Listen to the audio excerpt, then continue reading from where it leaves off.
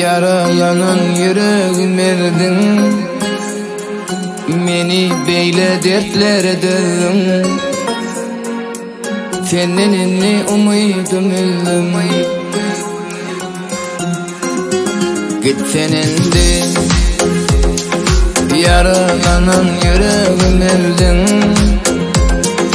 meni beyle dertlere dövdün. Seninle umudum öldüm. Halim yaman, men sensizlikке kalım utandım. Gecelerine yine yatla boyunum. Söylesem de aşkımda yandım. Geçtin aylar, seni söyleyen günlem geçmişte kalsın. Yatlamalarım taşta kalsın. Vakit menin dertlerim alsın. Vakit menin dertlerim alsın.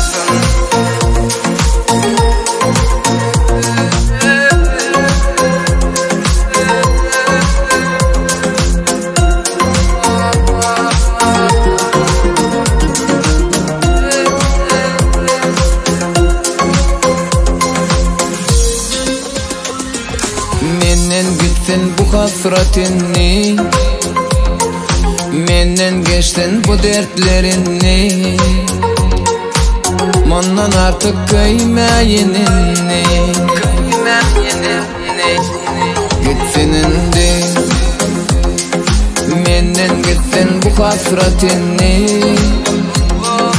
menden geçtin bu dertlerini. Ondan artık kıymeyenini.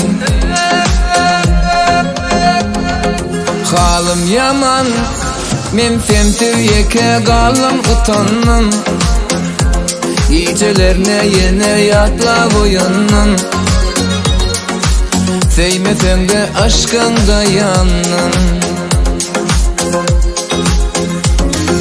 Geçtin aylar, seni söyleyen günlem geçmişte kalsın. Yatlamalarım taşta kalsın. Vakitler menin dertlerim alsın.